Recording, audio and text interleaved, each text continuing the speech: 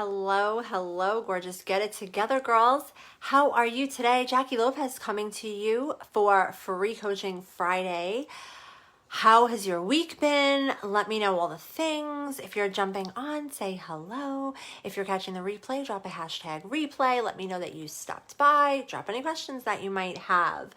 We did have a couple of questions, so let me pull them up. Hello, Miss Julie is in the house. Let me quickly invite the gorgeous girls who asked questions. Hello, Beth. Kelly's here. Hello, hello. Kelly, how's the move going? I miss you. Look, tell us all the things. Jess is here. Hello, hello. Thank you, thank you. I got my hair done today for the first time in a million years. So super excited about that. Fresh for the weekend. She always does an amazing job. So I'm excited to be blondie again. No DIY in it this time. So we had a couple of questions for Free Coaching Friday. I'll jump into them in just a second. How's everyone's week been? I don't know about you, but this week has been crazy. Like May was crazy, and now I feel like June is not really slowing down. My husband went back to work in the office this week, so I was really excited to gain back control 100% of my time and my schedule and find a new groove during the week. And of course the dogs have been driving me bonkers. I'm really testing my patience, and I feel like I'm all over the place. I have Father's Day orders, Etsy orders, and I'm wearing all the hats. And yesterday, I was on a coaching call with some of my girls, right? I'm in a part of a program. So every week we have a weekly call, and I'm on the call. And all it took was for my coach to say, "How are you, Jack?" And immediately I felt everything that I didn't even know was there bubble up. And by the end of the conversation, I'm in tears. Didn't even know what was happening really, but it turns out that there was still some things that I was sort of working through, and I was able to come to a lot of realizations after that and really feel better. It was kind of bonkers. And honestly, it's one of my favorite things about coaching is the further I get in my process, the more I do the personal development, I learn about myself, and I'm willing to ask the uncomfortable questions and lean into the uncomfortable feelings, the quicker I'm moving through it. So what's this piece of hair happening here? Whereas that before would have thrown me off track for days, if not longer. 2 hours. It took 2 hours for me to voice message my coaches back and go, okay, so when you said this, that brought up this for me. And when you brought up this, that brought up that for me. And then I really got to question, is that true? So I just wanted to share that because not every day starts out a great day. Some days are totally haywire, but we still are able to kind of figure out what's happening, right? Figure out where we stand on what's going on and do what we can do. Focus on what we can focus on and pivot where we need to. I was making things harder than I needed to make them. And I was all up in my head about it, so I didn't see that. But once I was able to articulate, okay, I didn't even know this was here, but now that I do, this stems from that. Okay, put that over there. And then this in my head meant that, well, is that even really true? No. So then it came down to what are we really talking about here? Me being too hard on myself, maybe, as usual, right? And I was able to kind of shift right back out that much quicker. So I just wanted to share that. Maybe that gives one of you a little bit of extra support to move through something you're moving through. And of course, if you need some extra support, always feel free to reach out. My inbox is always open. All right, let's get to it. Stephanie Richmond asked, what are your thoughts about setting a revenue goal? Important, not so important? If it is, how do you personally set your income goals? I love income goals. Stephanie, go think back to Sisters in Success because this was one of the modules. I do the PPP. Hey, Shamika. Hello, girlfriend. How are you? I miss seeing your face. So Stephanie just asked about setting income goals. And so I think setting income goals are really important, but we have to do the mindset work around them, right? Because if we don't, and if you're anything like me, you can focus on money. And when you become focused on money, you're actually generally repelling the goal, right? Because we're no longer showing up from a place of service. We're no longer showing up from a place of offering our products and services. We're selling up from a place of need, needing to make the sale, needing to make the money, needing to hit the goal. So yes, I love setting income goals, but I kind of want you to set it and forget it. So in Sisters in Success, I teach the PPP, which is your potential goal, your possible goal, and your probable goal. And so every month I set a goal that is likely to happen, right? Like whatever I did last month, I can surely do this month, right? Then I want to set a goal that's like, maybe I can make $1,000 more than that. Like I would have to hustle. Maybe we would need a new product. Maybe we would need a new offer, a new program, or, like we would certainly need to put some new services out there, but I think I can do it. Maybe I think I have enough in the works, right, that I can do it. So that's going to be your possible goal. And then your potential goal is your goal that like, wouldn't it be nice? So wouldn't it be nice to have a 5K month? Wouldn't that be nice? And I love to set those goals because number one, when you have them down on paper, right, you're that much more committed to them. They're that much closer to coming true because we've declared it into the physical world.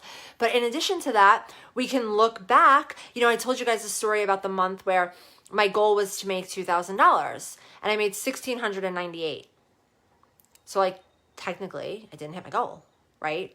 But I still celebrated that like crazy because it still was amazing. It still was a high earning month for me, in my Dragonfly Designs business. And so I didn't hit the goal, but I wasn't going to let that stop me from celebrating. I wasn't going to let that steal my thunder. So I love goal setting because I think it pushes us to think, what if I made $1,000 more? What if I made $500 more? What if I made $100 more this week, this month?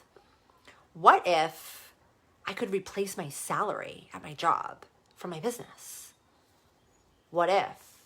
And these are questions that we maybe wouldn't even ask ourselves. These are dreams we wouldn't even dream if we weren't setting an income goal. Now, again, I just want to caution you that being too attached to that income goal, stalking that income goal can be detrimental to our success because when we're focusing too much on the need, we shift back into scarcity and lack and out of abundance. And that actually repels the ultimate goal, which is the money. So Steph, I hope that helps. Let me know when you come back and watch the replay if you have any other questions about that. The beautiful Christy asked, I'm doing okay sales-wise on Etsy, but what are your thoughts on a website? I sell different items on Facebook than I do Etsy. I'd like one place for it all, but I don't know how to make that work since I do resin art and baby blankets. Christy, I can speak on this. I've had my Etsy shop open for a little over a year now, and I recently launched my own website. Now, a couple of things with the website. It actually was more costly than I thought it was going to be because I had priced the domain name that I wanted. So I wanted JackieLopez.com. And so I priced that. And then I bought that. And then I realized that that domain now needed hosting.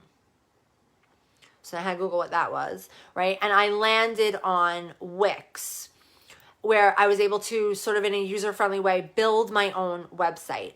Now, my purpose for using the website is it's got an intro and a bio for me. It has my blog that I contribute, I write content for weekly. It has my Etsy shop.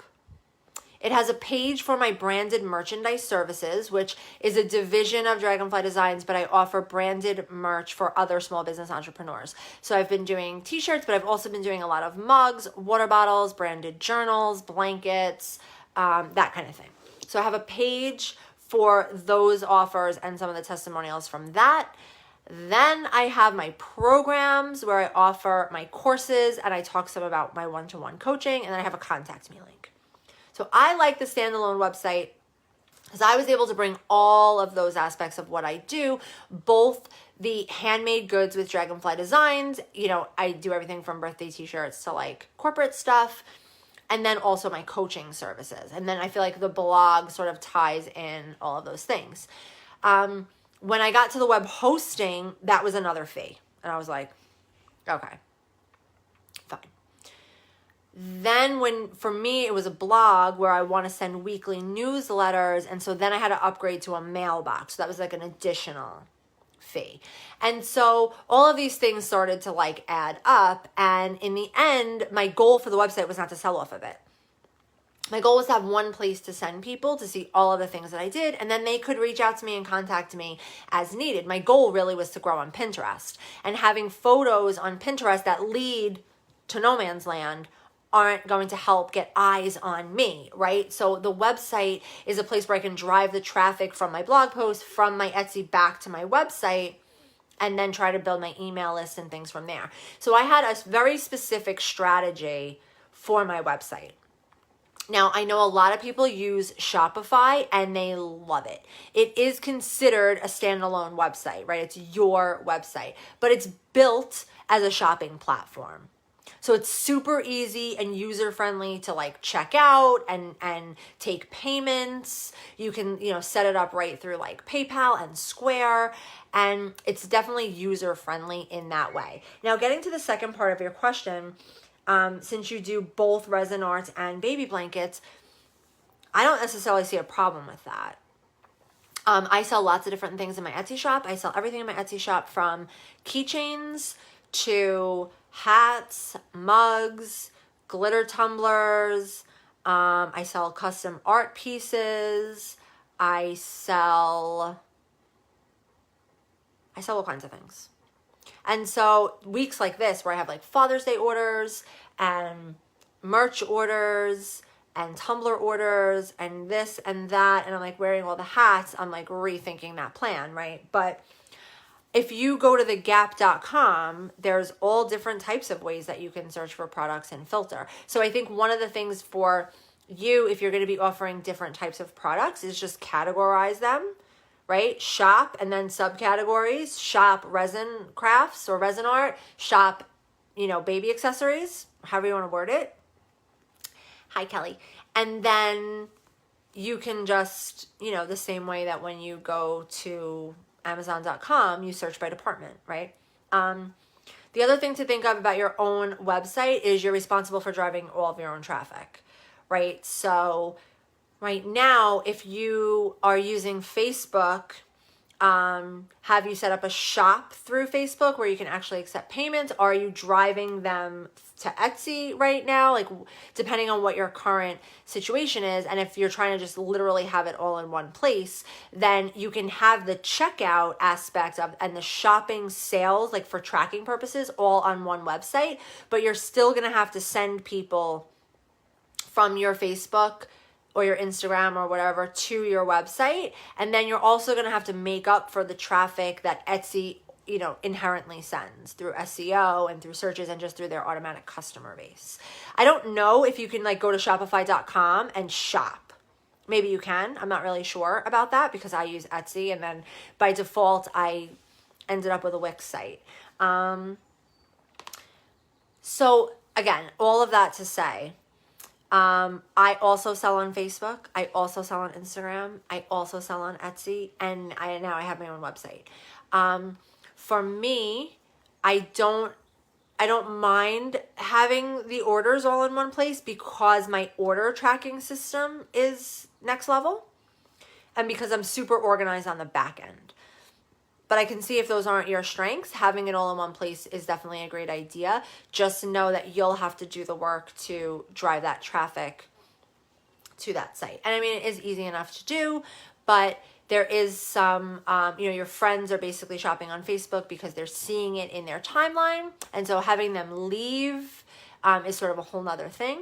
And then, like I said, if you're replacing your own website with Etsy, then you'll have to figure out where that traffic is coming from and redivert it. So maybe that's Pinterest, maybe that's paid ads, maybe that's just doing a ton of organic networking and growing your audience and then funneling your people in. Maybe it's creating a private Facebook group to use as like a VIP to then send people to your website. I see a lot of people do that with success as well. So hopefully I've given you all the ideas. And if you have any questions after you come back and watch this, just let me know. Kelly, how are you? Are you fully moved in. Are you moving into the new place that you bought? Or is that going to be the rental property, or is your current house going to be the rental property? Let me know if you have a second. I have a minute to hang out with you girls. And everyone else, Julie, Jess, how are you doing? Jess, I went shopping for crystals the other day, so I'm on it. I didn't quite find everything I was looking for, but I'm getting there. Jess and I have a secret project going on. She's going to hook me up with something amazing, use her artistic skills. And I'm going to have my very own Jessie Hager piece. I'm super excited about it. So, all right. Hello, Karen. How are you? All right. Thanks for tuning in for Free Coaching Friday. If you want to continue the conversation in the comments, I'm happy to do that. Yeah, Jess, there's a local crystal shop that's only open a couple days a week, and then they close early, and I just didn't get there last weekend. But I did go, and I didn't find like the nice centerpiece that I'm looking for, but I did find some accent pieces, and I got a lot of ideas. So I'm going to keep looking, and it's going to be amazing. So I'll be in touch soon. Yes, very cool. Julie says, long week, but I'm making it through. I know. I have not found any time to read yet this week. Like, I'm all the mess. And tomorrow I have a busy day. Sunday's Father's Day, right? If you're here in the US. So busy weekend, busy day. But once we get past Father's Day, hopefully life is going to calm down a little bit. You know, it's funny because the other thing that I found myself doing last week, yesterday in particular, was feeling overwhelmed. And while overwhelm is a totally natural feeling when like you've got a lot of stuff going on, it also is like the number one way to block more abundance from coming into my life. So I'll give you an example.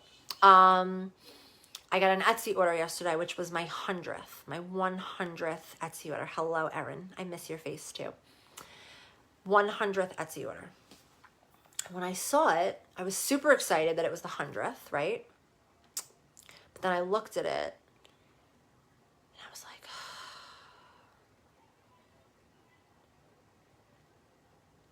I wasn't super excited because it wasn't something that I really wanted to make, right? And I immediately was like,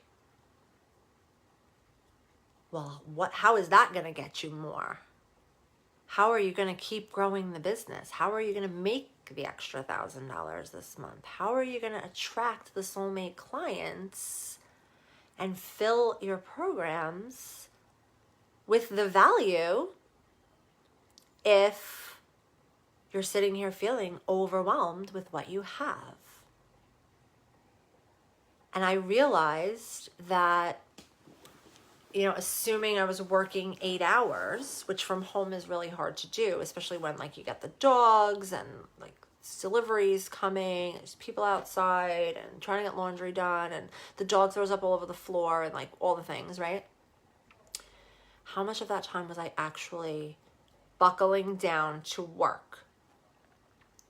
And I realized I was making a bunch of excuses because the current workload wasn't lighting me up, right? Because it wasn't the super duper fun stuff, because it was one of this and one of that and one of this and one of that and one of this and one of that. And I was like, I just felt like I was frazzled. I felt like I was all over the place, right? And I was.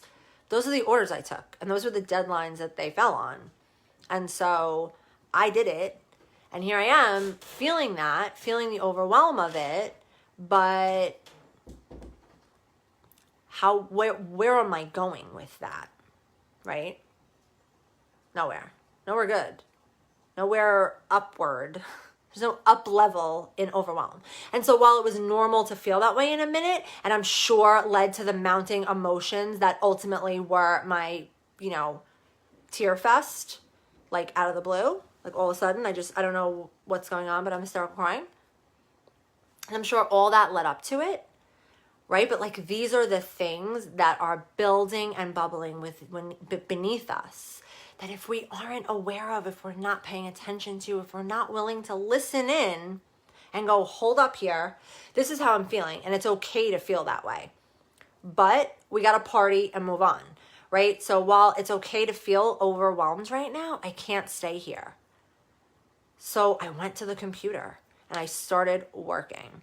And one by one, I got it done, right? How do you eat an elephant? One bite at a time. It's so stupid, but it really makes a big impact because you're like, why would you eat an elephant? But like, how do we do the insurmountable things? One step at a time. And that was the reminder that I needed. One step at a time. I can do all the things, right? I talk about the plate. You have the big old plate full of stuff, right? Well, what happens? You take a bite of the vegetables, and then you have a bite of the mashed potatoes, and then you have a bite of the meat, a chicken, right? And then you go back to the vegetable, and you eat all that up, and what happens? Now you have room for more vegetables, right? Different vegetables, perhaps. Maybe salad, right? You eat all the mashed potatoes. Great, you get room for mac and cheese now. And this is how it works. We just, one thing slides off the plate, it's replaced by another thing, but we're still rolling because we can do all the things one thing at a time. It's when we try to do all the things, it's when we look at all the things, right? And allow that to take over because now we're like, I don't know how I'm going to get all this done, but not by sitting here, right? So really be willing to sort of check those feelings if they're coming up for you. This one piece of hair, I'm so sorry. This is probably super distracting that I'm touching my hair every 2 seconds, but this one piece is unruly. But that was what's been coming up for me this week. And I had to just know that this too shall pass, right? What worked? Well, I got a bunch of orders. What didn't work? Well, I felt like I was a chicken without a head. Okay, good. What can we do differently? Well, you know what? Next holiday, next Father's Day, perhaps, we're not going to take so many custom orders. We're going to limit the t-shirts to how many custom spots we have. And then these are the t-shirt designs that I'm offering for Father's Day for you to choose from. And if the custom spots are gone, the custom spots are gone, right? I'm not going to accommodate people who want custom tumblers in 3 days. Instead of saying, I will try to accommodate you, I'll do the best I can to push your order to the front, right? Instead, I'll say, I would love to help you and I'm so sorry to disappoint you, but my timeline is 2 weeks right now. Right? So holding those boundaries has become really important for me this week. For myself, right? What I expect of myself and then what I expect of others as well. So I just wanted to share that because that is pretty much what my week looked like. So excited for Book Club Monday. If you didn't join us this past Monday, no worries. We're reading chapters 4 and 5. So have 1 through 5 read. The Zoom link is there, I think. If it's not, I'll make sure to repost it. But it's the same one. It's going to be the same one every week. So you can always go into week 1, event 1, and click the Zoom link from there. If you have any problems with it, message me. And I'm excited. We'll have fun. Book club, Julie and I chatted, and it was really a great time. It was a great discussion about the book, about life, about what we were going through. And so anyone who wants to join that conversation, the more the merrier. Julie says, boundaries give me guilty feelings. They did for me too in the beginning because I felt like putting myself first and saying no to people. Like, for example, like my sister would ask me to babysit. And like, I really wouldn't want to. But I would be available. So I would feel bad saying no. But it didn't serve me. Like, it's not what I wanted to be doing. I didn't want to be there, So the boundary was to say no because it's not what I want to do. And in the beginning, that was really hard because I felt like a bitch. I did. I felt like a bitch. I know. But then it kind of felt good. Then it was like liberating. And it was like, wait a minute. I get to decide. I get to choose. And I don't have to be guilted into anything. That people pleasing, it's in the past. Because I'm just not along with that right now. That is not how I want to be spending my time right now. I want to be doing things for me. And so, Julie, I actually thought about you because I said, man, it's got to be really hard with your kids, like dropping off all the grandkids all the time and like you're home, right? So got to be hard to like, hopefully they're not the kind of people that would take advantage, right? But sometimes we don't realize, right? We only see things from our perspective. I mean, we're all guilty of that. So the boundaries are going to be really important there. And one of the books that I read, it's actually called Boundaries, and it helped a lot with the permission to just do what's best for me. Because ultimately what's best for me is what's best for my family. You know, the best version of me, the happiest version of me produces the best wife, produces the best mother, produces the best grandmother. And so to do things out of guilt messes with your vibe. And now you're hanging out with the grandkids, and it's not that you don't want to be hanging out with the grandkids, right? It's just that you have things to do. You made commitments to yourself about the things that you were doing, and now you're negotiating with yourself because someone like sort of threw a monkey wrench in your plan, but you didn't have the boundary to say no. And so that can get real old real quick. And then what that turns into, for me anyway, was resentment. Now I resent you for not seeing that, you know, I'm not standing up for myself. I'm resentful that you don't know better, or that you keep, you know what I'm saying? So yeah, you get really, they get fussy, you get fussy, and then everybody is just, no one's enjoying each other's company. And so Julie says, I will lean into this and not allow the guilt to take over and feel my good. Yeah, you have to. You have to not let the guilt take over your feel good places. That's it. And when you are comfortable in your boundary, then you'll be able to stand in your power. But sometimes we have to get there. You know, it takes a little bit to get from here to there because it's new. You know, it's new. And believe me, when I first started saying no to my sister, she was like, what do you mean no? No, I'm not. And you know what I would say? This is a good one. I would say, I'm very sorry. I'm not available for that. Not available for that. I didn't say I was busy. I didn't say I had something to do. I just said I'm unavailable because it isn't what I want to do. And so when I started shifting that language too, because then I was tempted to say no but make up an excuse, right? Not in alignment. It's not in alignment because it's not holding my boundary, right? Holding my boundary is saying no. Not no because, just no. So I'm sorry, I'm unavailable. I'm not available for that. I'm very sorry. Works for party invitations. It works for babysitting requests. It works for like all kinds of things. So sorry. Not available for that. So, ladies, have a wonderful Friday night. Enjoy your weekend. Celebrate. Have a good time. Find those feel-good places. Report back. Use the hashtag mindful positivity. You know I love giving away gifts, so I'll be doing that at the end of the month as well. And I will see you ladies soon. Have a wonderful day. Bye.